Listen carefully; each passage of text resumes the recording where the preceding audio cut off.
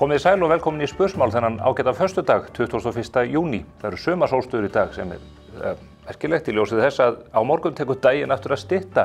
Það eru kannski fréttir sem enginn vildi heyra. En grænlendingar, þeir halda líka þjóðhátíðardag sinn hátíðlegan í dag og við sendum frændum okkar og vinum góðar kveðjur í tilefni dagsins. Það er margt að frétt úr pólitíkinni hér, þingið að klárast núna helgina, en í vikunni var lögð fram vantrauststillaga á Bjarkeyju Olsen Gunnarsdóttur, matvælaráðherra, vegna framgöngu hennar í hvalveiðimálinu svokallaða. Það mál fór svo sem eins og við máttum gera ráð fyrir, meirihlutinn stóð við bakið á ráðherranum, en Jón Gunnarsson, alþingismaður Sjálfstæðisflokksins, hann skilaði auðu. Það olli lítilli hrifningu í herbúðum Vinstri grænna. Ráðherrann sem málið snerist brást illa við, enda hafði hún varið Jón Gunnarsson sjálfan vantrausti fyrir nokkrum misserum síðan. Guðmundur Ingi Guðbrandsson sem formaður VG, hann kom í viðtal í gær og hann sparaði ekki stóru orðin bæði samstarfsflokkinn sjálfan en ekki síst Óla Björn Kárason og Jón Gunnarsson og lýsti því yfir að þeir væri raun og veru óstjórntækir. Við vitum ekki hvaða afleiðingar þetta hefur fyrir stjórnarsamstarfið svona vítt og breitt en það virðist vera eins og stjórnin ætla að halda út að minnstakosti sumarlangt. Það mun allt koma í ljós og við fylgjumst með hér á mbl.is og í Morgunblaðinu. En það eru fleiri mál sem hafa vakið athygli okkar í vikunni. Hvassahraun eitt þeirra. Þar eru menn enn að velta fyrir sér hvort að ástæða sér til að reisa alþjóðaflugvöll sem mun kosta 100 milljarða. Þetta á sama tíma og jarðýtur og slökkviliðsbílar eru að reyna að hefta hraunstrauminn sem núna stefnir að orkuverinu í Svartsengi. Hugmyndin flugvöll á þessu stæði í ljósi jarðhræringanna auðvitað ekkert annað en galin. Og það mikill ábyrgðarhluti að stjórnvöld skuli enn vera að verja peningum og tíma fólks í það að kanna með fýsileika þessarar staðsetningar. Þetta einfaldlega gengur ekki upp og því fyrr sem menn horfast í augu við það, því betra. En það eru góðar fréttir sem við fáum frá Hagstofunni þessa vikuna.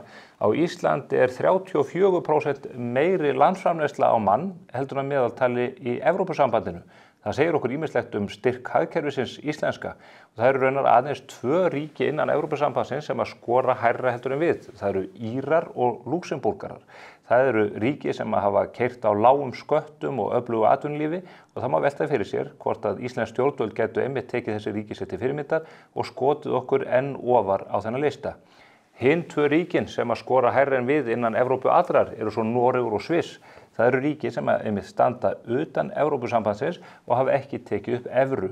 Þetta eru áhugaverðar staðreyndir sem að menn mættu taka tillit til þegar verið að ræða stöðu Íslands meðal þjóðanna.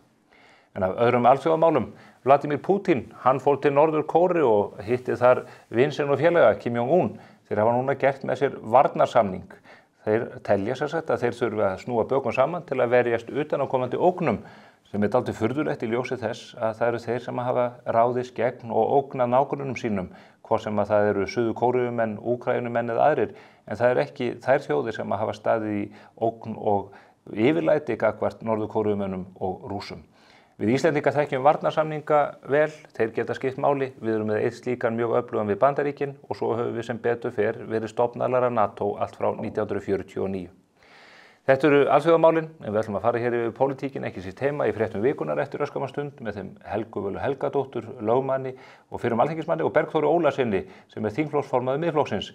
Þegar þau hafa farið yfir fréttir vikunar kemur hingað Lilja Dögg Alfreðsdóttir ráðherra og við ætlum að fara yfir menningar og viðskiptamálin í víðu samhengi. Fylgist þið með.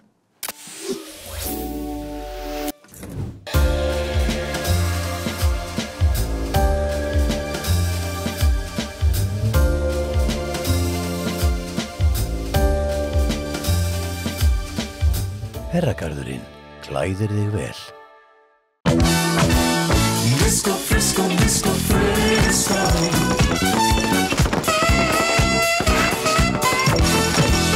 Frisco, Frisco, Frisco, Frisco. Nóa Kropp, brakandi snilld. Komið sæl aftur. Þau eru komin hingað til mín í hádegismóðuna. Þau Bergþór Ólason, þingflokksformaður Miðflokksins og Helga Vala Helgadóttir, fyrrum alþingismaður og lögmaður. Þau ætla að ræða hérna við mig stöðun í pólitíkinni og ekki vanþörf á að fá fólk sem að þekkir hver krók og kima niður í þinghúsinu þessa dagana. Komið sæl og blessuð. Bergþór, ég kannski byrja á þér. Þú ollir talsverðum usla í þingsal núna í vikunni með vantrauststillögu á matvælaráðherra. Sú tillaga var kannski ekki mjög óvænt felld af meirihlutanum í þinginu en En þetta var talsverður darraðadans þegar að nafnakalli fór fram og fólk gerði grein fyrir atkvæði sínu. Já, það var nú svo sem viðbúið að bara í ljósi svona þessa viðvarandi ólögmætis sem að hefur umlukið þetta mál allt saman alveg frá því Svandís Svavarsdóttir tekur sín ákvörðun fyrir ári síðan að vantrauststillaga á matvælaráðherra kæmi fram svona sérstaklega í ljósi þess hvernig síðan svona haldið á málum stjórnsýslulega eftir að Bjarkey Olsen tekur við embættinu og það nú svona verið reynt að svona halda því fram að það sé ósanngjarnt að skella ábyrgðinni á Bjarkeyu í þessu samhengi í ljósi þess hversu stuttan tíma hún hefur verið í ráðuneytinu en það hefur sennilega engin ráðherra nýtt tíma sinn betur í ráðherrastól til að fara á svig við lög og reglur hvað þetta varðar. En umræðan þetta varð býsna hvöss og það þetta kemur líka fram þó að þetta hafi nú farið í meginatriðum eftir línum stjórnar og stjórnarandstöðu. Þá þetta blasir við að það mikið ósætti milli stjórnarflokkana vegna málsins og við sjáum nú þarna Jón Gunnarsson situr hjá við afgreiðslu, ver ekki ráðherrann. Óli Björn Kárason með atkvæðaskýringu sem að var allarar athygli verð. Þannig að þetta mál á eftir að valda mönnum vandræðum innan stjórnarflokkan eitthvað áfram með. En það sem kannski athyglisvert núna hversu treglega hefur gengið fyrir hagaðila að fá gögn frá ráðuneytinu hvað þessa ákvörðun varðar að því það ekki eins og að þurfa að fara á þjóðskjalasafnið til að sækja þau minnisblöð og þá ráðgjöf sem að sérfræðingar ráðuneytisins lögðu fyrir ráðherrann áður en ákvörðun tekin.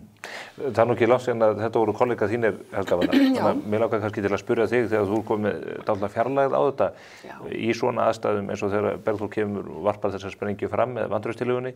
Liggur það fyrir bara frá fyrstu sekúndu hvernig landið liggur eða þurfa menn að semja sig í gegnum það þurfa þingflokkarnir að taka raunverulega umræðu það hvort að ráðherra sé varin vantraust eða ekki? Já, mér finnst nú líklegt að það hafi átt sér stað að einhverju leyti. Þetta var þetta samt borið fram af einhverjum flokkum sem vantraust á ríkisstjórnina alla vegna óstjórnar í efnahagsmálum og bara óstjórnar almennt við rekstur þessa lands. Þá að með því að stilla því upp þannig að þá sér maður varnirnar þéttast miklu meira sko. Þá auðveldara fyrir Bjarna Benediktsson að segja ég með allt undir kontról, auðvitað styðjum við þetta ekki og allir bara fylgja því. En að því ég líka lögmaður sko, þá fer ég að horfa á líka bara út frá því og það kannski það og mikil áhuga manneskja stjórnmál og svona þessi valdmörk öll í okkar stjórnkerfi að þá ég farin að hafa svolítið miklar áhyggjur af þessu rosalega prinsippleysi í pólitíkinni. Að það bara skiptir engu máli hvað ráðherrar gera í embætti. Þeir njóta alltaf skjóls meirihlutans. Alveg sama hvort sem að valdabrölt þeirra hefur kostað íslenskan almenning, skattgreiðendur, milljónir, 20 milljóna eða 100 milljóna. Það bara breytir orðið engu og þessi ríkisstjórn bara einhvern veginn, sko, hún þyrnum stráð af einhverjum lögbrotum ráðherra. En ekki komnar svona einhverjar sprungur í þetta eins og þegar Bjarni Benediktsson fer úr fjármálaráðuneytinu í utanríkisráðuneytið? Það alveg ljóst að Svandís Svavarsdóttir stóð mjög höllum fæti þegar að vantraustið lá fyrir gagnvart henni og hún lendir í þessum hræðilegu veikindum sínum. Heldur betur. Þetta ekki eitthvað aðeins að breytast eða? Nei, mér finnst það einmitt ekki sko. Af því að ég sé engan mun á aðgerð Bjarkeyjar og aðgerð Svandísar að því leyti að sko í mínum huga ég held að margir vita hvar ég stend varðandi hvalveiðar. Það er rauninni bara annað. Það er bara annað í rauninni. Það er þessi málsmeðferð sem að einmitt umboðsmaður Alþingis gerir athugasemd við. Það er málsmeðferðin sem að verður bara ómálefnaleg af því að það er verið að draga það allt of lengi að klára mál. Það er verið að henda út einhverjum umsagnarbeiðnum 9 dögum fyrir lokadag. Og ákvörðun kemur svo 2 dögum eftir að umsagnir eru komnar í hús. Þetta auðvitað bara sýndamennska. Og þetta uppfyllir ekki málsmeðferðarreglur stjórnsýslu laganna. Það bara gerir það ekki. Og þegar Bjarkey kemur svo út og segir ég verð auðvitað bara að fara að lögum, þar með bara hækkaði hún skaðabóta kröfu Kristjáns Loftssonar ég veit ekki hvað mikið sko. með því að segja bara Svandís fór ekki að lögum, ég þarf að fara að lögum. Ætlar þú að taka að þið málið fyrir Kristján? Nei, ég ekki alveg vissu það. Það kemur í ljós. En lögmenn auðvitað, maður gerir ýmislegt sem að, Það er hluta réttaríkinu. Já, það er það. Það þurfa allir á réttátri málsmeðferð. Já, stundum bara finnst manni, mér finnst þetta spennandi hluti, það er að segja að ráðherra ábyrgðin og að ráðherra fari að lögum. En eitt af því sem að Bjarni Benediktsson nefndi í atkvæðagreiðslunni núna í þinginu var það að þingið hefði ekki nýtt í raun og veru svona eiginlega þau verkfæri sem það hefði til að fara ofan í kjölinn á málinu, nefndi þar stjórnskipun og eftirlitsnefndina, mögulega umboðsmann Alþingis. Hann virðist svona í að því að þingið þyrfti að fara í gegnum það ferli allt aftur með þessa ákvörðun Bjarkeyjar áður en menn fara að velta fyrir sig mögulegu vantrausti eða að halda fram fullyrðingum lögbrot. Hann sagði bara að það væri ekkert sem að staðfesti það að ráðherrann hefði brotið lög. Sko ef að menn megi ekki hreyfa sig pólitískt fyrir en endanlegu dómur í Hæstarétti liggur fyrir, þá munur nú hlutir gerast enn hægar heldur en verið hefur hingað til. Það þetta þannig að ég fór nú til dæmis í fyrirspurnatíma og reyndi að ræða við matvælaráðherra þennan gjörning hennar og stjórnsýsluna. Þar fór hún bara eins og köttur í kringum heitan graut og svaraði helst engu sem hönd á festi. Ráðuneytið þurftu nú reyndar að leiðrétta hana? Já, akkurat. Þannig að það var reynt og mér nú til efs að þegar Bjarni Benediktsson lagði fram vantraust á ríkisstjórn Jóhönnu og Steingríms í apríl 2011 hafi hann farið í miklar forvinnu innan kerfisins áður en að það var gert. Þannig að ég held að þetta sé nú svona tilfallandi röksemdafærslur innan dagsins. Og svo líka kannski pínlítið krúttlegt að þetta sé maðurinn sem að var algjörlega mótfallinn því að það er því sett af stað rannsóknarnefnd vegna sölu á Íslandsbanka og allt hans fólk. Það væri algjör óþarfi að því að þetta væri allt til skoðunar hjá umboðsmanni. Nú hefur þetta umboðsmaður skoðað starfsaðferðir fyrir Rennara Bjarkeyjar í þessum stól og það liggur fyrir sko. Það er nefnilega býsna margt sem einmitt liggur fyrir þar og það er eins og Helga Vala sagði á hann. Í eðli sínu, svona eðli ákvarðanna er keimlíkt milli þeirra ráðherra. Þetta nú búið að vera þarna röð bæði Svandís fyrst, síðan gegnir Katrín Jakobsdóttir fyrir hana og síðan kemur Bjarkey Olsen. Þetta er bara svona viðvarandi ólögmæti í gegnum tímabilið allt og þess vegna reyndi ég nú að setja þetta samhengi að það að horfa á heildarmyndina, ekki bara þennan mjög afmarkaða tíma sem Bjarkey Olsen hefur setið í ráðuneytinu. Nei, og líka kannski bara þessi þörf á því að vera að rannsaka málið og umsóknina frá grunni.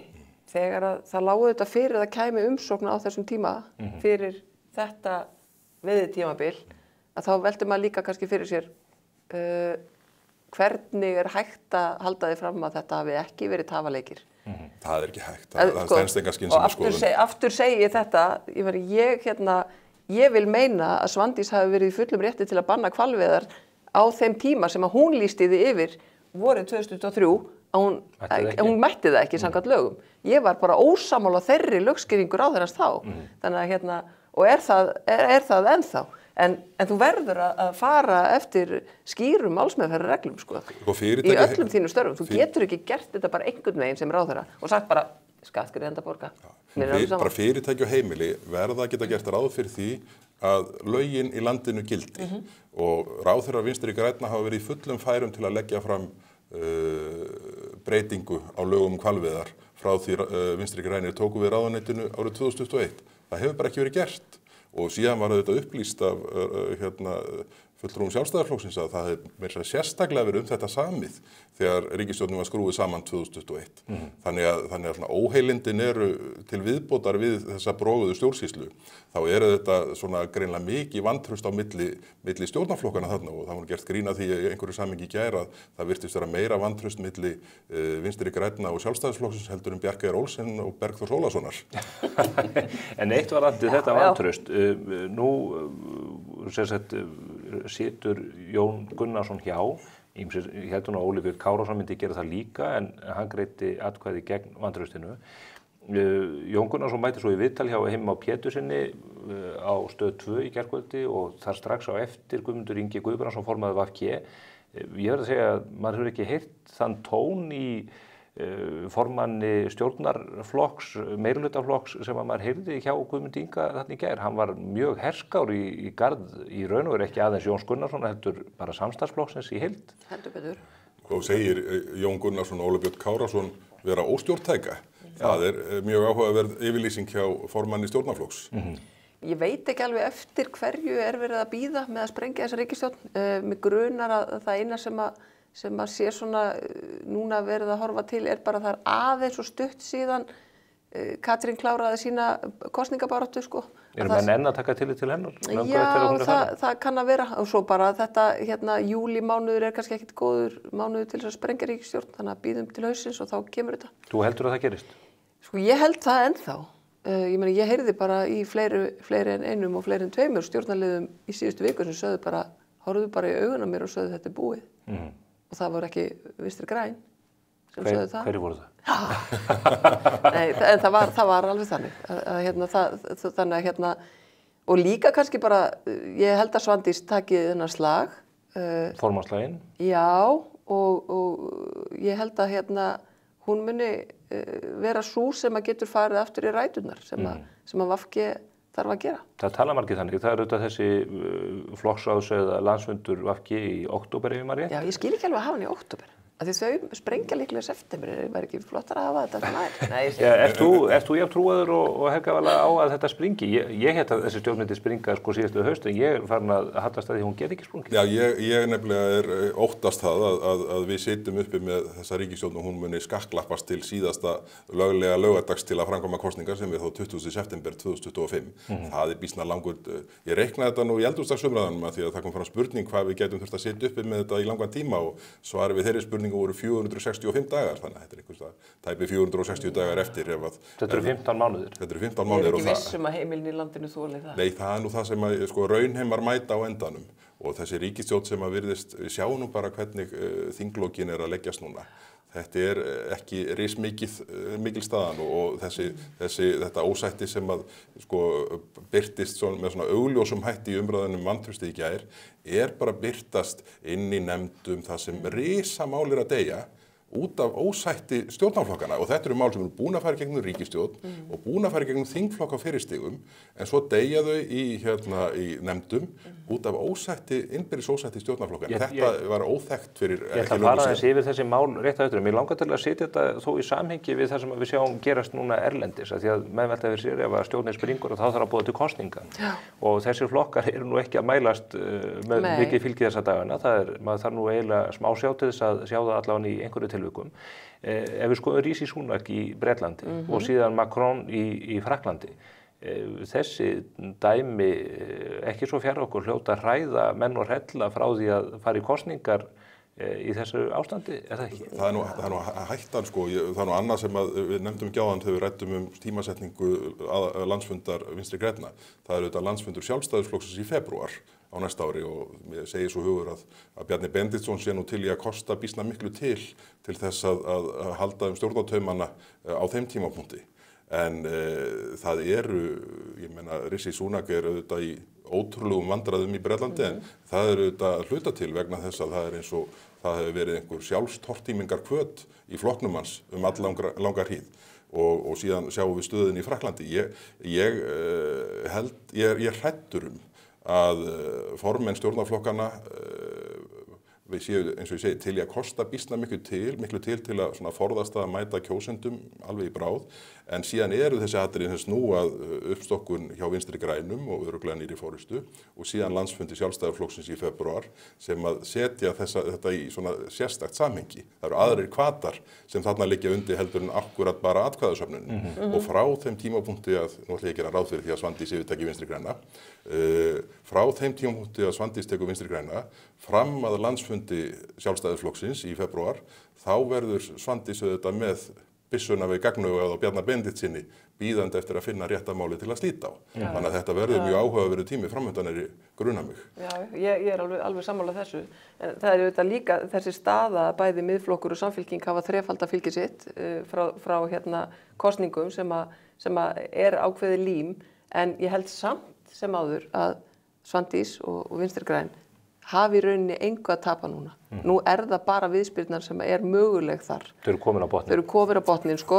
En Framsókn? Ég held að er allt í lúri lög þar? Framsókn bara löngu byrjuð í kosningabaráttu. Ég meina, ég held að barnamálaráðherrann sé búin að útdeila hvað eru þetta mörg 100 milljónir eða milljarðar Ég held að sé bara sem að hann búinn að útbýta núna í nýja verkmenntaskóla hringinn í kringum landið til dæmis. Ég held að sé bara heill starfsmaður upp í fjármálaráðuneyti sem situr og svitnar dagana langa Já, og húsanda saman. það bara þannig að sko, það er bara eitthvað annað lögmál í gangi. Reyndar voru þeir að slátra þjóðaróperunni hennar Lilju, en hún sagði bara, já, það er bara út af tímarammanum, þetta kemur aftur inn í haust. Það var nú út af vanfjármögnuninni. Nei, ég meina, hún kom bara út og sagði þetta, engar áhyggjur, ég meina, allt under kontról. Þau eru bara í rosalegri kosningabaráttu búin að vera það lengi. En hvaða mál eru þetta, Bergþór, nú sjáum við fram að það að þingið að klárast, það er einhver stór mál að komast í gegn, útlendingamálin, er það ekki öryrkjamálið og einhver fleiri, en það eru ansi langur lista málum sem að ekki komast í gegn. Já, hann býsna langur og þetta skiptist annars vegar, þetta er örlitlum fyrirvara, það er verið að nýta þessa síðustu hnúta núna og verður kannski, já, svona, en ég held að megi svona ganga út frá því að samið hafi verið þinglok og þetta eru þetta risamál nokkur sem falla vegna ósættis ríkisstjórnarflokkana. Innbyrðis. Síðan sjáum við atriði eins og sóttvarnarlögunum að kröfu stjórnarandstöðunar í fresta fram á haust. Það eru þetta algjörlega fráleitt að samþykja hér í flýti, þetta mál hefur ekki verið rætt nema bara í stubbinum núna eftir forsetakosningar, flýti nýja heildarlöggjöf í sóttvarnarlögum þegar ekki ein einasta úttekt hefur átt sér stað hvað tókst vel til og hvað tókst illa til á tímabili COVID-aðgerðana, hvað sko stjórnsýslulegar heilbrigðisákvarðanir varðar. Það er búið að taka út sko efnahagslegu ákvarðanirnar eða fjárhagslegu.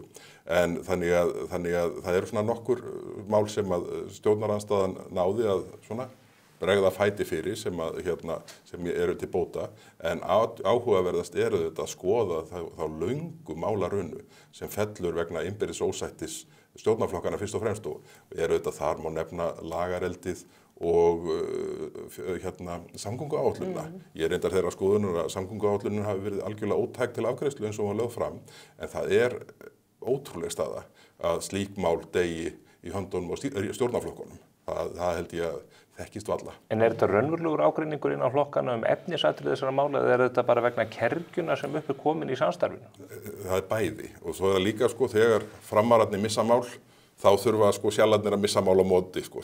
Þannig að þetta eru vogarskálarnar sem að menn er að... Já, vindurinn til dæmis deyr núna á lokametrónum. Vindurinn deyr, við fögnum því ekki komið sumar. Það er þetta að vísa í vindorku... Jú, bæði stefnun og frumvarp Guðlaugs Þórs og þannig að þetta eru svona, þetta er ekki beint skiptidílar, þetta er svona, þetta sé ekki einhvers slags svona gagnkvæm refsing.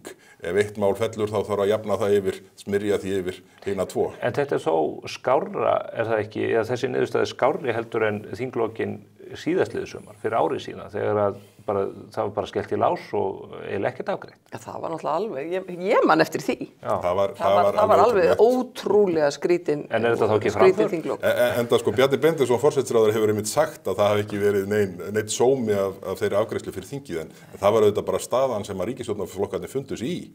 Sko við vorum á leið á sko samningafund þingflokksformanna þegar bara allt í einu kemur meldingum bara gengið verður bara sent heim. Við erum hætt þessu rugli. Allir heim búið, tökum bara þetta tvennt sem þarf að klára. En í þessu samhengi þá eru þessi niðurstaða núna skárri, en á sama tíma, að því þetta tók lengri tíma, þá fljóta upp miklu fleiri mál sem að svona opinbera innri megin stjórnarflokkana. Þannig að bara aftur að því sem vorum að ræða hér áðan, það að þessi ríkisstjórn ætla að skakklappast í 15 mánuði viðbót er að einhverju marki bara óhugnanleg tilhugsun. Mér finnst líka bara svo skrítið, ég meina þið voruð í fríi, þú veist, í 2-3 vikur frá þingsal. Akkur voruð þið ekki búin að klára þetta meðan að var verið að hingra þarna eftir Bessastöðum? Hvað voruð þið að gera á þessum tíma? Það er óskiljanlegt. Akkur sátu þau ekki bara og funduðu frá morgni til kvölds á meðan að þingið mátti ekki vera á störfum? Ég meina það er ekkert fyrirtæki sem myndi hegða sig með þessum hætti. Þetta er ekki þá okkar. Alþingi verður nú held ég mjög seint líkt við hefðbundið fyrirtæki. Nei, alls ekki. Bara sumarleyfistíminn er auðvitað... Já, nei, ég meina þetta er bara, þú veist, þessi vinnubrögð eru bara svo vittlaus, sko. Og líka það að láta mál bara detta niður í lok hvers þings, það er líka alveg ofboðslega ópraktískt og er ekki, ég meina, normin eru með þetta öðruvísi. Það er einmitt gert samkomulag bara hvaða mál fá að lifa yfir á næsta þing, næsta haust, til þess að við getum haldið áfram með vinnuna sem við erum búin að vera að leggja hérna á okkur alla síðustu mánuði, sko. En það ekki einhverju leyti þannig líka núna? Sum málin þau í raun og veru deyja, önnur þeim frestað og Nei, vinna það má fyrir í gang? ekki fresta þeim. Já, þau í rauninni byrja á núlli aftur. Þau verða að byrja á núlli, sko. Út frá umræðunum. Já, ég bara, þú veist, það þarf að flytja af málið aftur og allt þetta og þá er ekkert að vita hverjir ætla að vera á móti þá, sko. En svo eru þetta sjónarmiðið sér líka þegar meðalgæði mála fyrir land og þjóð eru eins og nú háttað, þá kannski ekki alls slæmt að mikið magn þeirra degi. En svo sjáum við eins og núna, svona aðalsamningapakki ríkisstjórnarinnar var útlendingamálið fyrir Sjálfstæðisflokkinn, það var mannréttindastofnun fyrir Vinstri græna og það voru listamannalaunin fyrir Framsóknarflokkinn. Og síðan, sko, þegar þessum 3 málum sleppir, sem að svona ríkisstjórnarflokkarnir einhvern veginn slóu skjaldborgum, þá allt í hálfgerðri upplausn. Og þannig að það er Lilja sem stjórnar. Lilja fær sitt, en Lilja á endan reynda þurfti að borga sko stóran hluta listamannalauna viðbótarinnar innan úr eigin sjóðum sem að sömu hópar hafa verið að sækja í hinga til vegna vanfjármögnunar sem mjög áhugavert. En það einn stjórnmálamaður sem að ég tek sérstaklega eftir í þessu öllu, og ekki vegna sýnileikans heldur einmitt vegna þess að hann nær ósýnilegur og maður velti fyrir sér hvort að það sé á ferðinni þessi gamla aðferðafræði sem að Napóleon talaði að á meðan að andstæðingurinn í þeim ham að eyða sjálfum sér að þá ekki að trufla hann því að þá geta hann átt að sjá því hvað í gangi.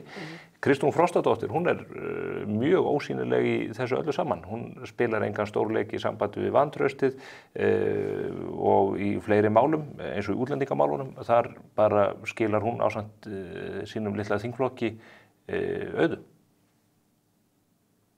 Er þetta ekki rétt mat? Já, þetta örugglega bara rétt mat. Að hún auðvitað mjög klók og fattar það að vera ekki að þvælast fyrir þegar óvinnurinn að eyða sér innanfrá. Þannig að þetta bara mjög snjallt hjá henni.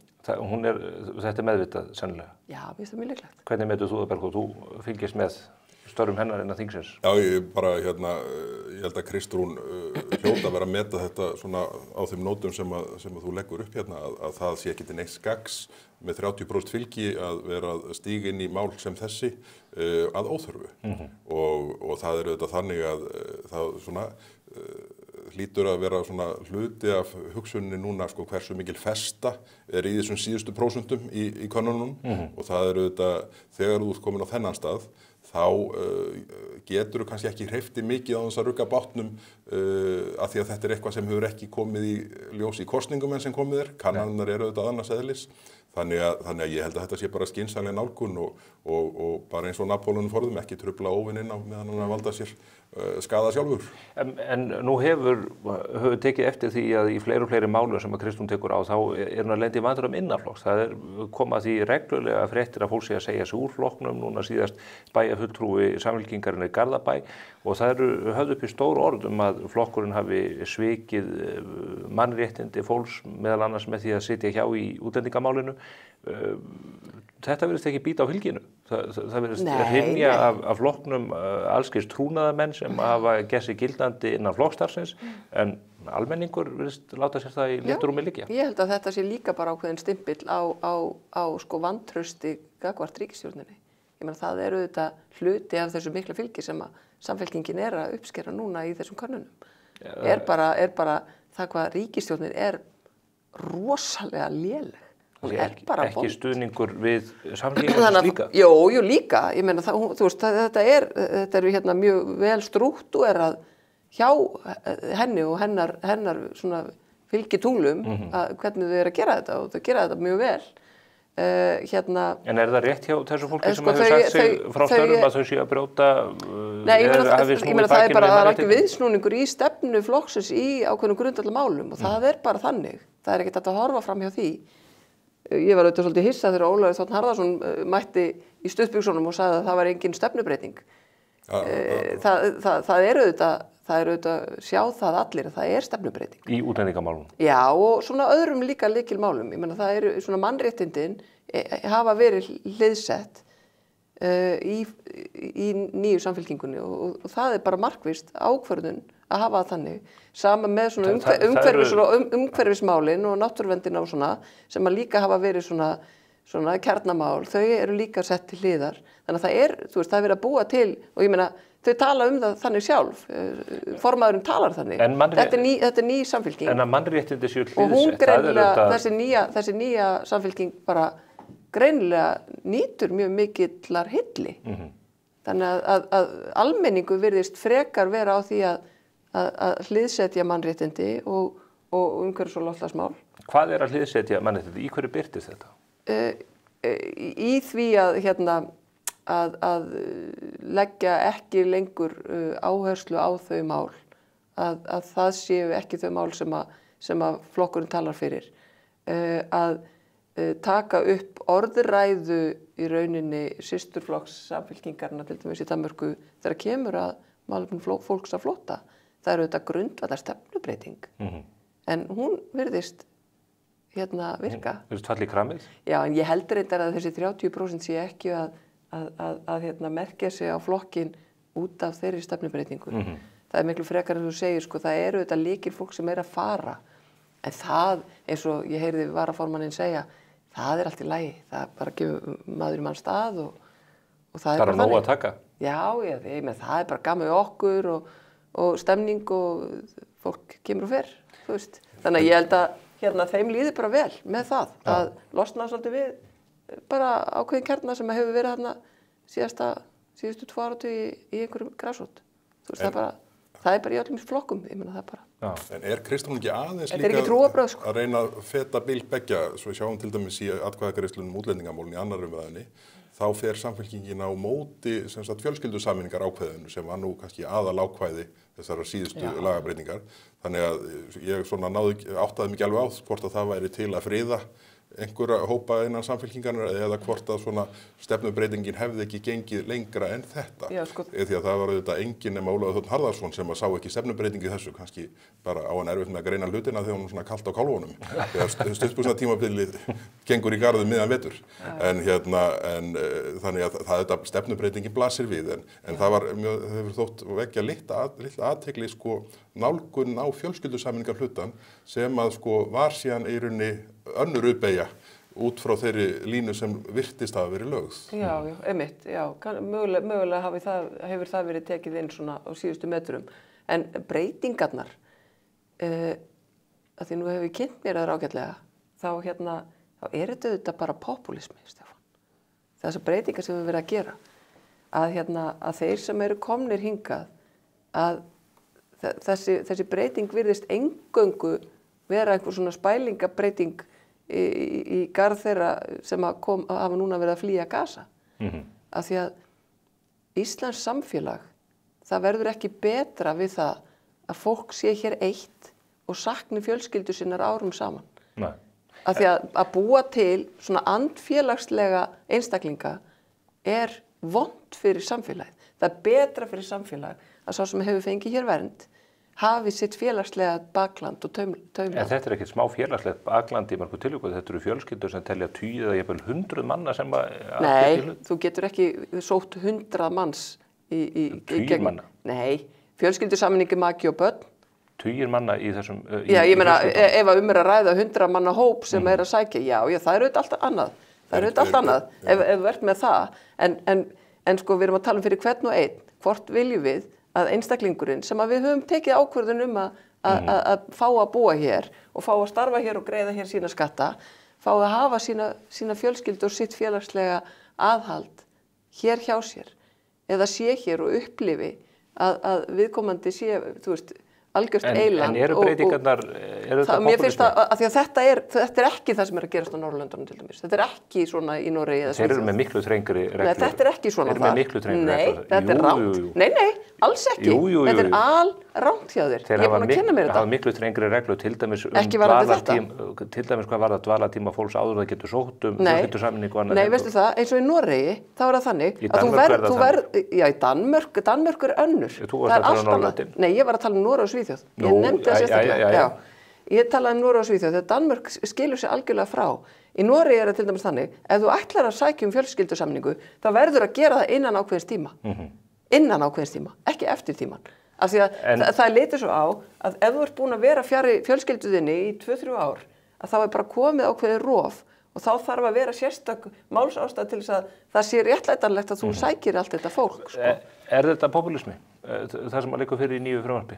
Nei, það held ég nú ekki og ég nú verið þeirra skoðunar og við í Miðflokknum að það sé svona, hafi því miður verið svona losað of upp á skrúunum miðað við það sem að lagt var fram í samráðsgáttin upphaflega og við lögðum nú fram breytingatillögur við aðra umræðu þar sem að við lögðum til að þau atriði sem tekið voru út frá kynningum málsins í samráðsgátt þangað til ráðherra mælti fyrir því, þeim yrði bætt inn aftur. Það var allt kolfellt og með öllum atkvæðum stjórnarflokkana og ég meina ráðherrann búinn að beinlínis lýsa því yfir að meira þurfi til bara með því að segja heyrðu það koma frekari frumvörp fram í haust. Þannig að ég bara býð spenntur að sjá með hvaða sósu Vinstri grænir ætla að kyngja því. En ég held að þetta fjölskyldusameiningar til dæmis hafi ekki verið í samráðsgáttinni. Það kom inn eftir að búið að vera að senda inn fullt af umsóknum. Það verður að minnsta kosti mjög spennandi að fylgjast með þinginu þegar það kemur saman í haust. Núna liggur þetta fyrir hvernig málin liggja. Flestir fara nú væntanlega á sólarströnd og reyna að sleikja sólina og sleikja sárin eftir pólitísku orðarhríð. Ég þakka ykkur kærlega fyrir að koma hér í næstsíðasta þátt spursmála fyrir sumarfrí. Helga Vala Helgadóttir og Bergþór Ólason. Takk fyrir okkur. Þá það hér, handan við hornið, Lilja Alfreðsdóttir ráðherra. Hún ætlar að ræða hér við mig einmitt ýmis mál sem að komið fyrir þingið og ekki og stöðuna í ferðaþjónustunni og hagkerfinu almennt. Fylgist þið með. Með Toyota Relax getur þú framlengt ábyrgðina á bílnum þínum upp í 10 ár. Já, 10 ár. Hægt og rólega 1 ár í senn. Og engar áhyggjur. Toyota. Engin vandamál. Bara lausnir. Komið sæl aftur. Hingað komin Lilja Dögg Alfreðsdóttir. Hún menningar- og viðskiptaráðherra og við ætlum að fara yfir þau mál og ýmislega fleira hér á næstu mínútum. Velkomin. Takk fyrir. Mér langar eiginlega til að byrja því að ræða við þig stærsta atvinnuveg þjóðarinnar, ferðaþjónustuna, sem að sannasagna upplifir dálítið einkennilega tíma núna. Við höfum haft mikinn uppgang hér á síðustu árum, milljónir ferðamanna sem að koma hér á ári hverju, miklir innviðir verið reistir, en núna finnum við mikinn herping. Við bæði sjáum á farþegatölum, á gengi flugfélagana að það gengur ekki vel og svo heyrum við meðal annars á ritstjórn Morgunblaðsins í ferðaþjónustuaðilum, vítt og breitt um landið og menn bera sig afskaplega illa. Hvernig slær þetta þig sem ráðherra ferðamála? Jú, það auðvitað þannig að við erum í mjög miklum samskiptum við okkar fólk í ferðaþjónustunni og það sem að gerast þar að bókunarstaðan inn í næstu mánuði, hún ekki eins góð og hún hefur verið og þá eðlilega eru rekstraraðilar áhyggjufullir. Hún mun slappari. Já, hún mun slappari og það hárrétt og Ferðamálastofa var líka að uppfæra sína spá. Þeir gerðu til dæmis ráð fyrir því að það kæmi hérna inn 2,5 milljónir, eru búin að uppfæra hana í 2,1 og þarna munar bara talsvert miklu. Og ferðaþjónustan þetta þannig grein að þú, það þarf stöðugt að vera að sinna henni. Og við höfum til að mynda ekki, og ég komið tillögu til ráðherranefndar ríkisfjármál, að við förum bara í neytendamarkaðssetningu eins og önnur ríki gera þetta. Og þið gerðu reyndar í COVID og alveg fram til ársins 2022. Já, og við settum reyndar 100 milljónir í það eftir þessar jarðhræringar til þess í raun og veru reyna að koma réttum skilaboðum á framfæri. En það þarf bara meira til og það sem við sjáum að ferðaþjónusta á heimsvísu að aukast en hún að minnka hjá okkur. Og þá verðum við að líta í eigin barm og skoða. Eitt verðlag, við vitum það alveg að það dýrt að koma til Íslands. En það sem við sjáum líka að þessir svoköldu betur borgandi ferðamenn, að þeir eru að fresta Íslandsdvölina þegar þeir hafa áhyggjur af því að þeir munu mögulega að festast og það verður hreinlega erfitt að komast frá landinu okkar góða. Út af gosinu. Út af gosinu. Og við höfum gert heilmikið í því að segja, heyrðu, ég meina alþjóðaflugið, það hefur ekki orðið neinar óeðlilegar tafir á því í tengslu við þessar jarðhræringar.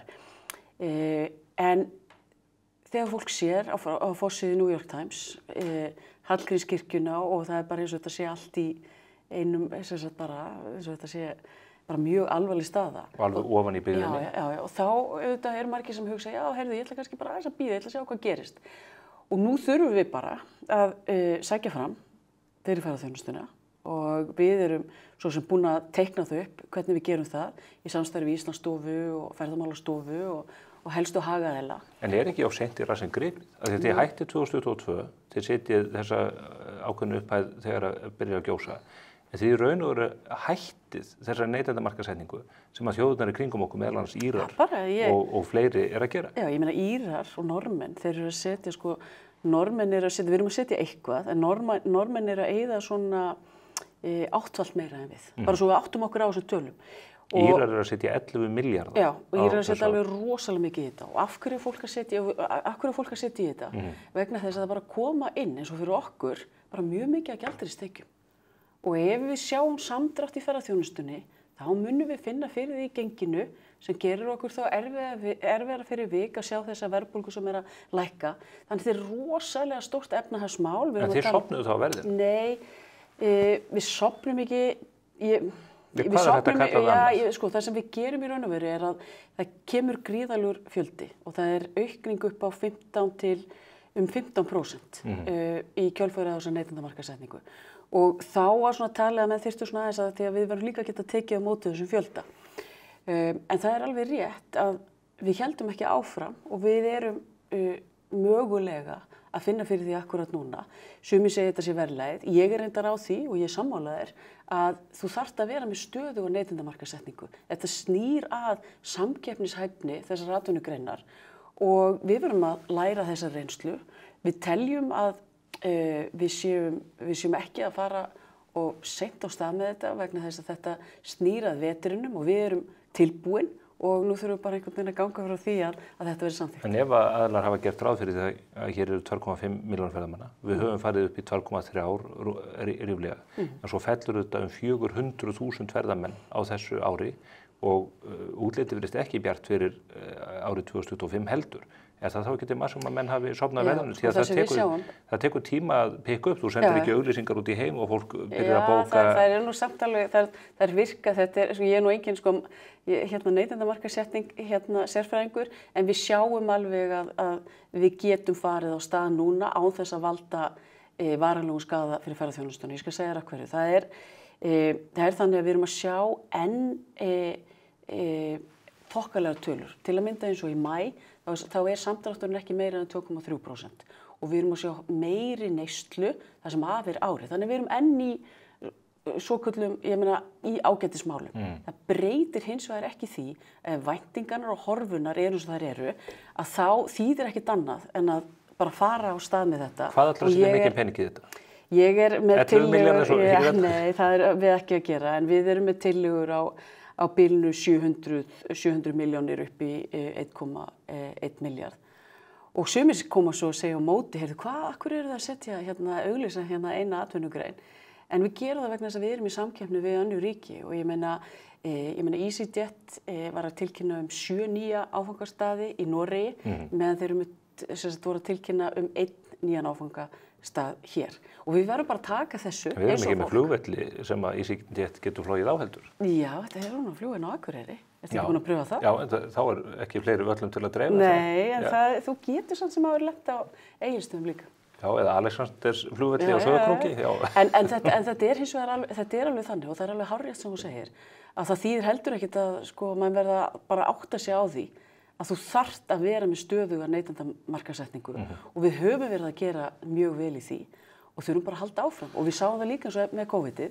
Ég meina, við fórum upp 15% meðan ég held að Finnarnir hafi farið niður 16% af því þeir voru kannski ekki að sinna þessu. Sigurður Andersen bent á það á X að Íslandsstofa er með 48 starfsmenn á sínum snærum og ríkið í gegnum gjöld og skattheimtu leggur þeirri stofnun til 1,2 milljarða á ári. Af hverju þessi peningar ekki að fara einmitt í þetta risastóra hagsmunamál? Hvað eru þeir að gera þarna niðri í grósku? Þeir eru að sjálfsögðu að kynna land og þjóð mjög víða og eru að skipuleggja núna til að mynda bara í þessum töluðu orðum eru þeir með hópa blaðamönnum sem eru inn á Reykjanesi og eru að skoða allar aðstæður og þetta eru blaðamenn frá stæðstu erlendu miðlunum hér allt í kringum okkur og á þeim mörkuðum.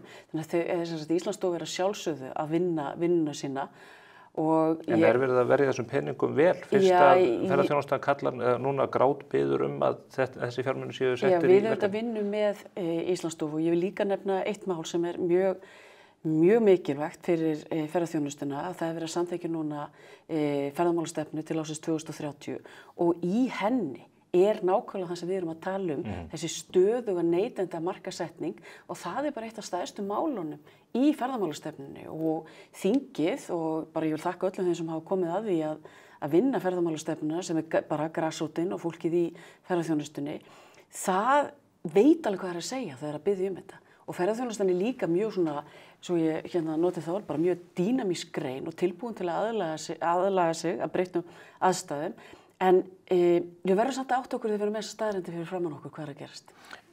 Ferðaþjónusta kvartar undan eða nefnir það að ferðaþjónustaðalar sem eru að kaupa ferðir til Íslands tali verðlagið og við sjáum frétti hér á nær hverjum degi af samlokum sem kosta 2.500 krónur og kaffibollar sem kosta annað eins. Erum við ekki bara búin að skjóta okkur í fótinn með þessum kjarasamningum sem að leiða til þess að fólk í þjónustustörfum hefur fengið þessar miklu hækkanir umfram í raun og veru aðra hópa í landinu á síðustu árum? Það auðvitað þannig að ef við erum komin með í raun og veru markað sem á í erfiðleikum með að keppa við aðra markaði, hvað var það til að mynda laun og bara annan rekstrakostnað, ég meina annað eru líka mjög há vaxtagjöld og það þannig að það sem hefur alveg verið, það sem jákvætt að við erum búin að vera með stöðuga kaupmáttaraukningu, við höfum verið að horfa upp á hagvöxt sem við höfum ekki séð nánast í 50 ár og erum í raun og veru bara að flestu leyti, nema þessir ofboðslega háu vextir eru þetta farnir að bíta og valda erfiðleikum, að þá erum við með hagkerfi sem bara búið að framleiða mikið og stendur sig vel. En það alveg eins og þú segir. Þetta kaupmáttaraukning sem tekin að láni ef við erum að skjóta okkur í fótinn og það dregur síðan úr framleiðslunni eða þjónustunni sem við seljum. Ég meina það sem gerist auðvitað að ef vinnuveitandinn ræður ekki við þessar kaupahækkanir, hvað gerir hann? Hann fer að segja upp fólki og það sem getur auðvitað gerst eins og staðan núna að atvinnustigið sem hefur verið mjög hátt, að við erum farin að sjá að atvinnuleysi farið að aukast svona hægt en það aðeins farið að gera það. Og ég þekki auðvitað mjög vel líka bara eins og í sambandi við að því að ferðaþjónustan og veitingastæðir, þetta auðvitað nátengt þjónusta og þar einmitt nefnt nákvæmlega það sama. En þetta gerist, það sem gerist að það á sér stað fækkun og við verðum auðvitað bara að horfa upp á það að hvaða þættir eru það sem skera sig úr þegar við erum að bera saman hagkerfið okkar og önnur hagkerfi og eitt af því vinnumarkaðurinn. Við höfum verið að sjá fram á meiri hækkanir. Laun hér eru of há til þess að við getum staðið samkeppnina við samanburðarmarkaðina. Laun eru hér há. Eru þau of há? Ég ætla ekki að segja það hér, ég meina sumir myndu segja það, ég er ekki tilbúin til að segja það alveg ekki.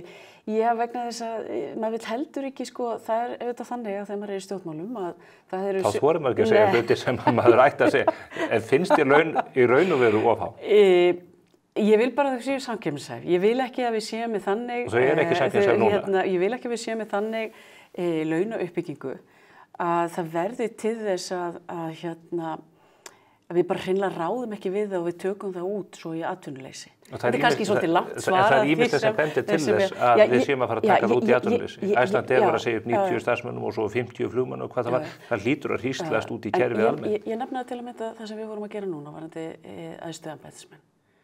Ég meina við tökum, það var búið að reikna mun hærri fjárhæð sem okkur fannst útilokað af því við verðum að ná þessari verðbólgu niður og við erum svo í þakinu þarna. Og mér fannst það bara mjög eðlileg nálgun að gera þetta með þessum hætti og við gerum það líka í fyrra. Og það bara þannig að þú getur ekki tekið út of miklar hækkanir. Það bitnar á einhverju ef reksturinn ekki sjálfbær. Þú hefur setið í ríkisstjórn núna síðan 2016 ef maður rétt. Já. Og frá 2019 hafa ríkisútgjöldin gjörsamlega farið úr böndunum. Fóru tæplega 900 milljörðum þá 1400 milljarðar núna.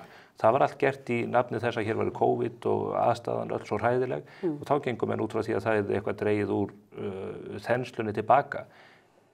Þú ert hagfræðimenntuð. þú veist jafnvel og ég að þetta megin ástæða þess að við erum með þessa þráláttu verðbólgu í kerfinu. En þá ætla ég aðeins að benda á nokkra aðra þætti. Hvar eru ríkisútgjöldin að aukast? Þau eru fyrst og síðast að aukast í varðandi launaþáttinn. Af því ég kannast ekki við það, nú hef ég setið í ríkisstjórn, stýrt 3 ráðuneytum, það hefur aldrei verið þannig að við séum, að maður hugsi bara, heyrðu, hérna, hvað er að gera við þessa fjármuni, þeir eru svo óbáslega miklir. Í nefni til að mynda sem ég veit að er sérstakt áhugasvið hjá þér, sem er menningin, það er í raun og veru alltaf á hverju einasta ári 2% aðhald. Svo fær ráðherrann í einhver áherslumál, en ef við lítum á, ef við tökum til að mynda launaþáttinn út, þá eru nánast hvert einasta svið sem við erum með ekki í þessum vexti sem þú ert að lýsa. Og af hverju er ég að minnast á þetta? Það skiptir ekki máli hvar ríkisútgjöldin koma til. Bara ef þau auka svona svakalega, ef að ríkið veldur þenslu með svona miklum útgjöldum, útgjölda þenslu. Þá ætla ég að segja annað, sem þú varst einmitt að koma sjálfur inn á, sem skiptir máli. Við þurfum að líta til þess, hvar er uppruni þenslunar? Hann er mjög mikið á vinnumarkaðanum, vegna þess að við höfum verið með, ég meina Seðlabankinn bara sýnir það svart á hvítu og aðalhagfræðingurinn hefur gert það sérstaklega vel. Þegar við erum að bera saman okkur á Norðurlöndin, þá er þetta á vinnumarkaðanum. Og það er alveg rétt að þensla og þensla, það er auðvitað það sama. Þið bera ábyrgð á vinnumarkaðanum, þið semjið við alla hérna 20.000 ríkisstarfsmanna. Já, en það sem skiptir auðvitað samt máli er, þú vilt samt heldur ekki sjá að allt kerfið sé einhvern veginn að stækka eins og þessar tölur, heldur við þurfum líka átt okkur á því bara hvar er þessi þensla. Hún er fyrst og síðast í launaþættinum. En á móti kemur þetta, Stefán, ef maður svona má aðeins koma með að hérna nokkra þætti sem bara ganga vel í er. Við erum með ríkissjóð sem skuldar lítið í alþjóðlegum samanburði. Er að safna skuldum? Nei, við erum að greiða niður skuldir. Við vorum með 40%. 50, já, þú ert alltaf í hlutfallstölunum eins og Bjarni Benediktsson. Já, en við erum að auka skuldir 50 milljarða á þessu ári. Já, en við erum ekki að greiða niður skuldir. Já, en við erum hins vegar að lækka þær hlutfallslega, því þú verður alltaf að líta á grunninn sem er landsframleiðsla og athuga hvernig þær eru að þróast sem hlutfall af þeirri verðmæta sköpun sem er í hagkerfinu og þar erum við að lækka. Og ég meina við vorum í kringum 2022 40%, við verðum í kringum 30%, en það sem við þurfum að gera betur er að lánskjörin okkar, erlendis, þau eru bara enn, og hér innanlands, þau eru bara enn of há. Miðað við lítum á svo grunnstoðir hagkerfisins sem eru bara, við erum með öfluga ferðaþjónustu, við erum með hreina orku, við erum með sjálfbæran sjávarútveg og vaxandi hugverk og skapandi greinar og allt er þetta bara allir þessir atvinnuvegir ganga vel og hafa verið að búa til þennan mikla hagvöxt. Við erum með dýrasta bankakerfi í heimi sem að þið vilja halda rándýru með bankasköttum og öðrum kvöðum sem önnur bankakerfi búa ekki við. Það var nú bara þannig, Stefán Einar, að þessi tímabundna skattlagning sem ég sagði að myndi hafa þau áhrif að við myndum þá draga úr þenslunni ég held ég hafi komið með þetta fyrir svona 2 árum og þá er nú bara, ég held þetta hafi nú komið þannig, ég var að lesa ævisögu Margrétar Thatcher. Þeirra góðu konu og ekki held, ég var að lesa ævisögu Margrétar Thatcher og ég safnaði að mér í raun og veru öllum þeim bókmenntum eða litteratúr í sambandi við verðbólgu og hvað ríkisstjórnir voru að gera gagnvart verðbólgu þegar þú varst komin í þá stöðu að þú ert með bæði mikla verðbólgu og háa vexti og þá var nú Margrét fór í þetta á sínum tíma og setti svona hvalrekaskatt til þess í raun og veru að þau heimili og þau fyrirtæki sem voru að lenda mjög illa í svo háa vaxtastigi að þau gætu í raun og veru, það væri hægt að dreifa þessum byrðum og sömuleyti höfum við gert þetta því leytinu til að vaxtabætur hafa aukist en við höfum ekki tekið þær úr bankakerfinu. Ertu búin að sjá bara hvað vaxtagjöld eru búin að aukast? Þau eru búin að aukast frá því að vaxtatekjur bankana eru búin að... Bankarnir þurfa að fjármagna sig og þeir eru að fá verri og verri kjör líka. Vaxtamunurinn ekki aukast. Þau voru 150 milljarðar fyrir 3 árum og ég held að þetta sé að komið yfir 400 milljarðar. En vaxtamunurinn er ekki að aukast?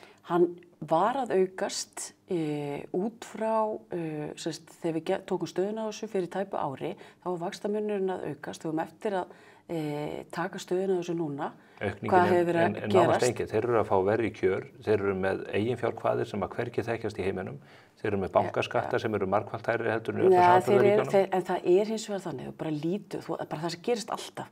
Þegar verðbólgan fer svona af Eiginfjárkvaðirnar stað. eru miklu hærri, skattarnir ennþá hærri og þú vilt skattleggja þá meira. Ertu búin að skoða bara hvað þeir eru, bara hvað Seðlabankinn er að greiða?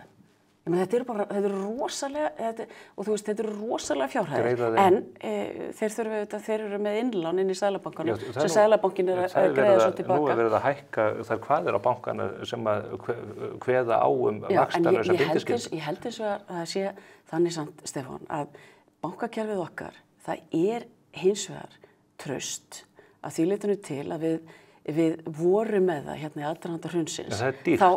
Já, það er mjög dýrt. En það hefur verið að lækka á hvern einasta starfsmann og við fylgjumst mjög vel með því í viðskiptaráðuneytinu og við Á hvern starfsmann? Já, það er að segja kostnaður á hvern starfsmann. Hann hefur verið að lækka í íslenska bankakerfinu og auðvitað víða heim út af allir þeirri bara, ég meina, vildum við ekki öll einhvern tíma vinna svona að vera bankastarfsmaður, nú er maður bankastarfsmaður með hérna símann sinn og ég er líka orðin búðakona því ég er hérna alltaf að... Ég fór nú ekki að læra guðfræði til þess að verða bankamaður. Nei, ég er nú aðeins að ég er að segja, ég samtíð allir þessa tækniþróun, að þá hefur auðvitað hérna kostnaður verið að lækka í íslenska bankakerfinu. En ég fer ekki að dofna því. Kostnaður er að lækka þær, en hvaðirnar sem að þið sem opinberir aðilar er að leggja á en þeir bara ekki, þær eru eitthvað umfram.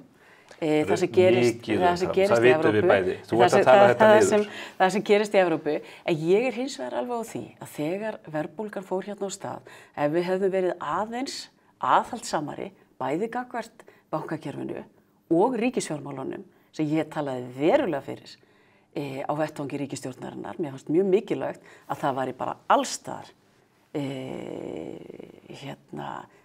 aðhald. Að þá held ég að verðbólgan hefði farið aðeins hraða niður, en hún er samt á niðurleið verðbólgan. Við skulum vona það. Þú nefndi það að þú ætlar að reyna að fá 700 milljónir til 1,2 milljarða inn í markaðssetninguna fyrir Ísland og til þess að fá hingað fleiri ferðamenn heldur í rauninni núna. Eitt af því sem að þú og Framsóknarflokkurinn hafið beitt ykkur fyrir, það er að endurgreiðslur á kvikmyndagerðarkostnaði hér innanlands. Því að við mikinn áhuga að fá hingað alþjóðlega stjörnu til þess að leika í þáttum og kvikmyndum. Og svona skefjalaustasta dæmið sem ég get nefnt út frá því að þið hækkuðu þessa styrkið endurgreiðslur á kostnað á 25% 2016 og upp í 35% 2022. Það var þetta kosningaloforðum vika 2021. Trúdi Detective þættirnir sem eiga að gerast einhvers staðar allt annars þar í heiminum og Jodie Foster er aðaleikonni, fekk 4 milljarða endurgreidda af skattpenningum Íslands almennings vegna þessar umsvifa. Þið hafið fengið skýrslu unna af erlendu fyrirtæki sem að heldur því fram að þessi fjármunir sem að komi hér inn vegna kvikmyndagerðarinnar 6-faldist í hagkerfinu. Tæplega 7-faldist. Já, 6,8 eða hvað er. Þetta er þetta tóm þvæla. Nei, þetta er ekki það. Þetta er tóm þvæla. Alls ekki. Það er ekkert sem engin eðlileg rök sem að geta stutt það að þessi fjármunir 7-faldist eða 6-faldist í kerfinu. Ertu búin að fara yfir skýrsluna? Já, ég las skýrsluna. Ertu búin að sjá bara hvernig þetta fer í gegnum hagkerfi öll þjónustan sem er keypt og allt það? Ég held þú getur aldrei sagt þetta nákvæmlega með þessum hætti og afskrifa þetta svona. En býtu nú við, ef að þetta er reyndin, eru þetta öðruvísi peningar heldur en koma í gegnum annars konar starfsemi? Af hverju niðurgreiðum við ekki bara allan kostnað allra fyrirtæki sem hingað vilja koma 35%? Það eru þetta þannig, eins og með kvikmyndagerðina, að hún hefur alls konar jákvæð áhrif til að mynda á ferðaþjónustuna. Já, ok, það er að tala um markaðssetninguna. Já, markaðssetningu og til að mynda, og ég fæ að klára einu sinni,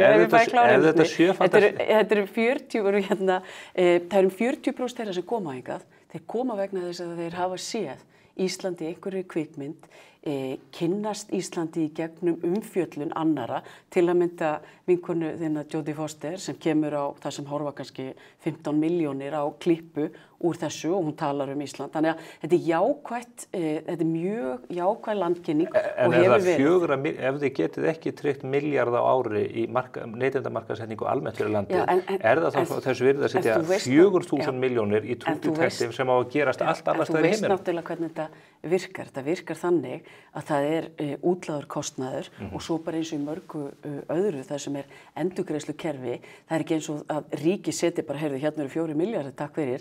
Þetta endurgreiðsla á mjög miklum kostnaði sem á sér stað hér á Íslandi. Já, það ekki kostnaður sem að fer inn í ríkissjóð.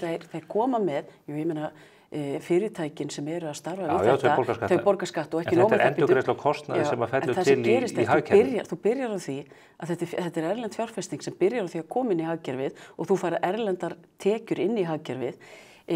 Það ætti það sama við ef við myndum að opna álver eða lyfjafyrirtæki eða hvað það eru 600 manns sem störfuðu hér á Íslandi við þetta verkefni og þess að gerist líka í tímabundnum störfum.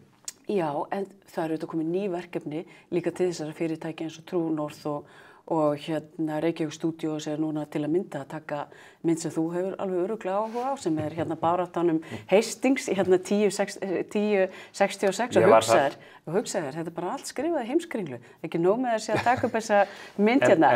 En þessi röksemd gæti ef þetta væri rétt, sem þetta auðvitað ekki með þessa skýrslu, þetta algjör þvæla. Ef þetta stæðist, af hverju gerum við þetta þá ekki bara með allan fyrirtækjarekstur? Ef þetta margvætar svona inn í hagkerfinu? Já, þú hefur til að mynda heyrt hvað við höfum verið að gera varðandi nýsköpun og rannsóknir og þekkingargreinan.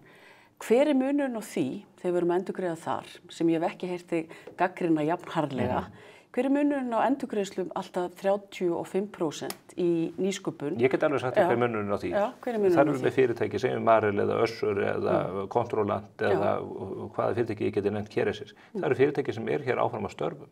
Skapa hér hundruð og þúsundir starfa. Já, fyrirtækin eru hér líka. Þetta eru íslensk þjónustu fyrirtæki sem starfa hér og fá inn verkefni og eru með hundruð manna sem að vinna í skapandi greinum og þessi geiri hefur vaxið alveg gríðarlega og þannig að þú ert í raun og veru að segja að þannig að það munur á þeim Íslendingum sem starfa við kvikmyndagerð annars vegar og þeim Íslendingum sem starfa við lyfjagreinar. En þú veist, svo ég sé svona bara svona í alvöru talað, þá hefur mér alltaf fundist að því að ég hef nú mjög gaman að þjóðmálum og þessum þáttum, að það verður einhvern veginn algjörlega ekkert minnst á það, að það ekkert verið að gagnrýna þessar niðurgreiðslur sem eru hjá nýsköpunarfyrirtækjunum. Það þykir einhvern veginn alveg í lagi og þú náttúrulega veist að það mikil alþjóðleg starfsemi hjá Marel og hjá Keresis og öllu þessu fyrirtækjum, þannig að það engin sérstakur munur þarna á. Ég fyrst að þessi menn gátu reikna sér niður á þessi rosalegu hlutvöll að þá ættu það gilda öll fyrirtæki. En þetta auðvitað þannig að þú hérna,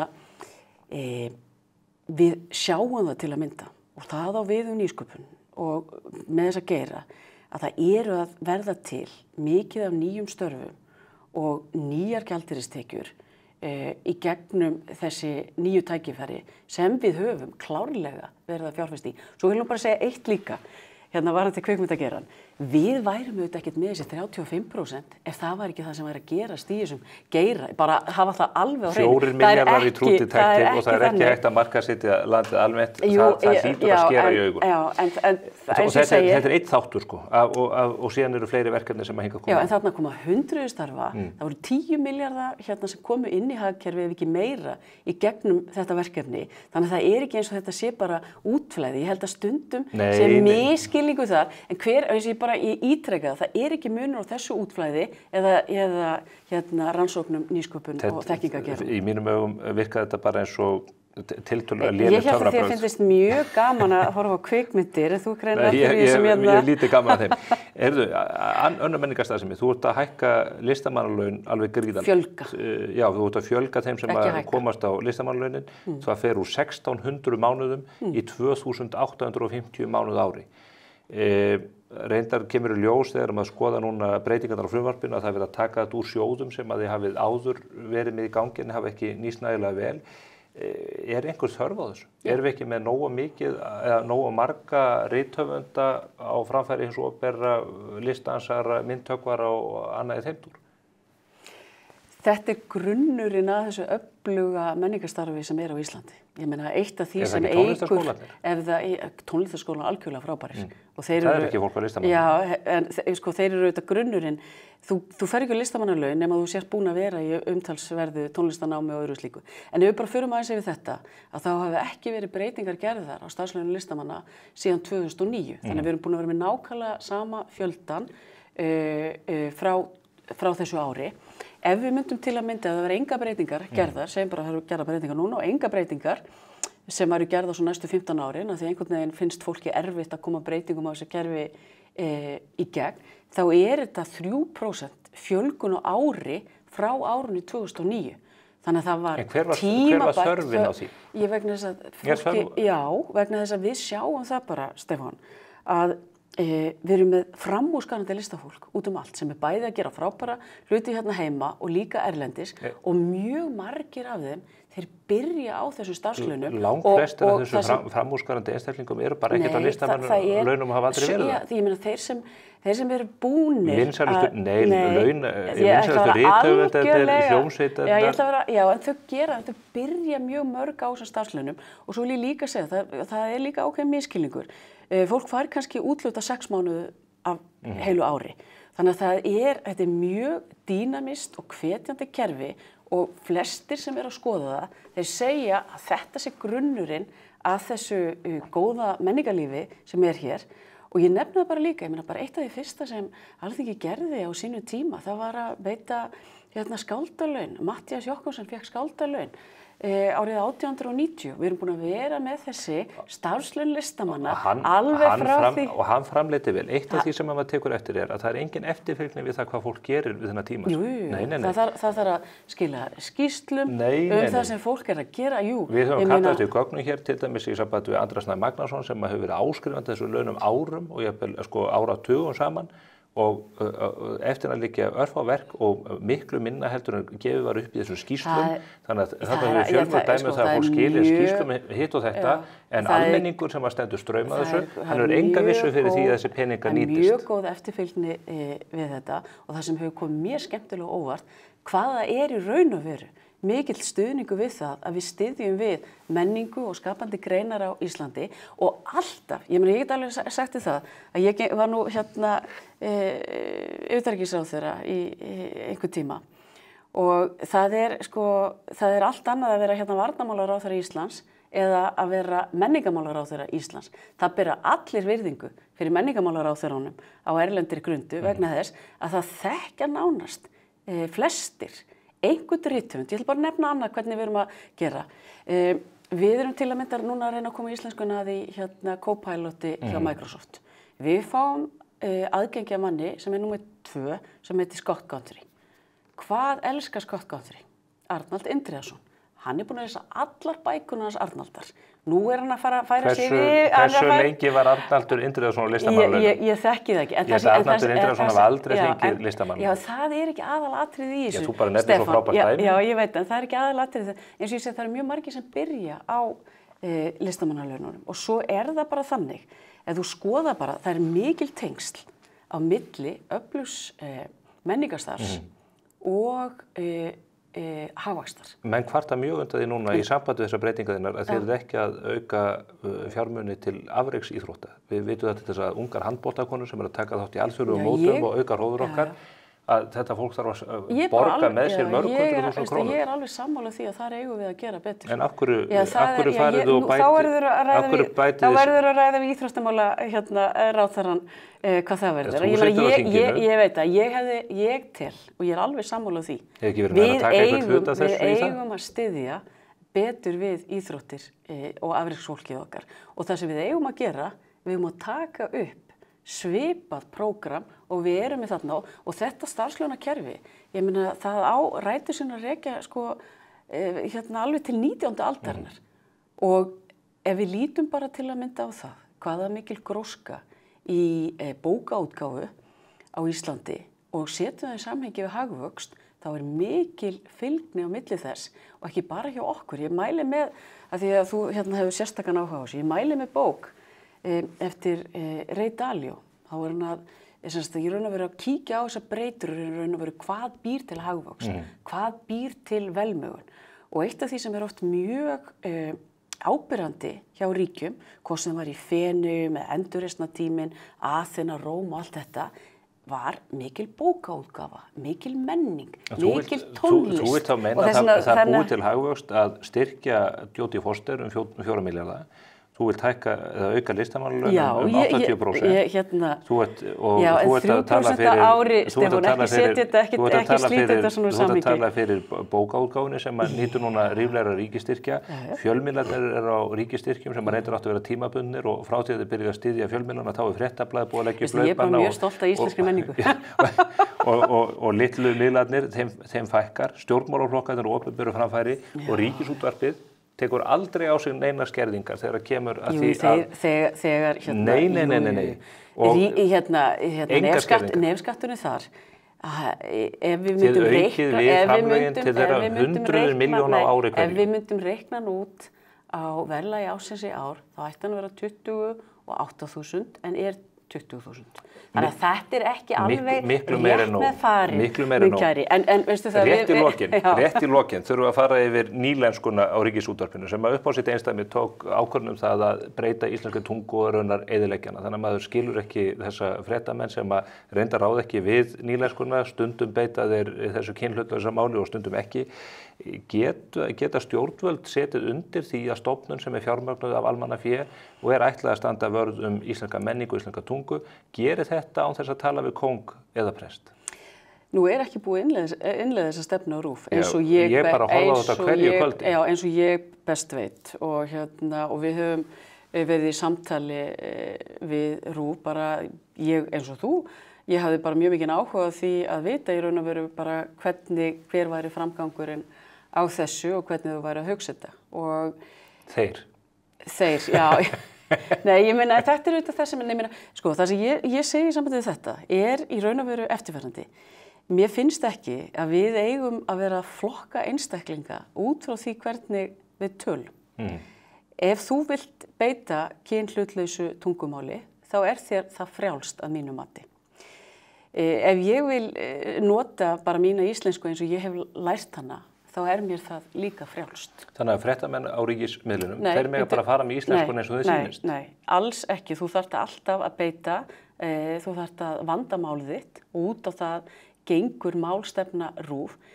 Það sem mér finnst meira máli skipta en að við séum að karpa þetta og ég viðurkenni það alveg að ég hef bara ekki einhvern veginn alveg náð utan það hvernig við ætlum að nota málkerfið okkar, svo ég bara sé alveg einlæg með það að þá hef ég, og sagði það, ég hefði áhyggjur af því hvernig þetta kæmi út.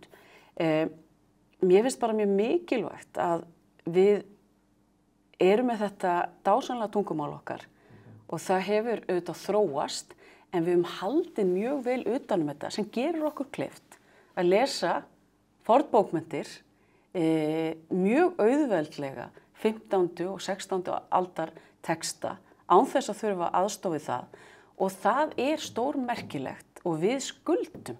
Við erum í skuld við fornbókmenntirnar okkar og þetta fallega, yndislega mál okkar að halda vel utan það og það frábæra er að við höfum alveg óbúslega miklar skoðanir á þessu. Við skulum þakka Guði fyrir að höfundur Njálu beitt ekki kynhlutlausu tungutæki þegar hann skrifaði þann ágæta dýrgrip. Lilja Alfreðsdóttir þakkaði kærlega fyrir komuna í þennan þátt okkar hér í Spursmálum. Takk fyrir. Þá er Spursmálum þessa vikuna lokið. Ég kveð ykkur heil og vonaði farið kátt inn í helgina. Við hlökkum til að sjá ykkur hér nákvæmlega viku liðinni. Verið sæl.